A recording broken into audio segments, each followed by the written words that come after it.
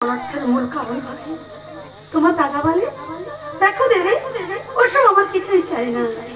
মানুষের বেঁচে থাকার জন্য দরকার দুটো ভাত আর মাথা গোজার মধ্যে একটু আশ্রয়, সেটুকু আমি ঠিক জোগাড় করতে পারবো।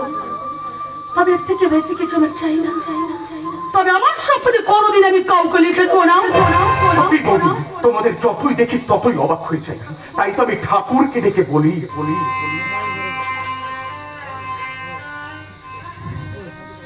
বড় জন্ম বলে যদি কিছু থাকে, আমি যেন তোমার সন্তান হয়ে জন্মগ্রহণ করতে পারি বৌদি।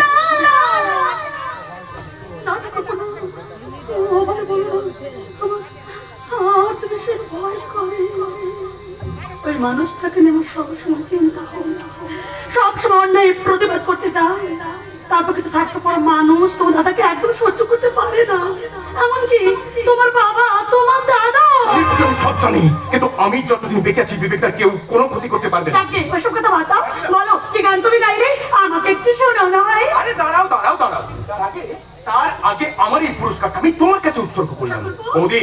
বৌদি তুমি আমাকে আশীর্বাদ করো, আমি যেন আমার কর্তার লক্ষণ ভাই হয়ে সারাটা জীবন বেঁচে থাকতে পারি। আর তুমি হবে আমার সীতামা।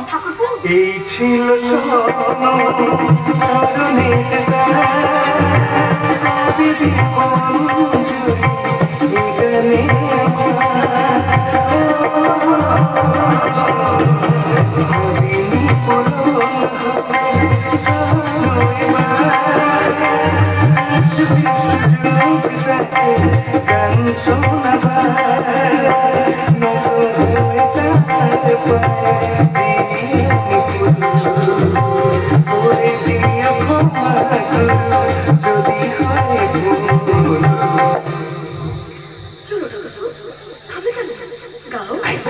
তোমার ভালো লেগেছে? খুব ভালো লেগেছে। তাহলে গাই। গাও।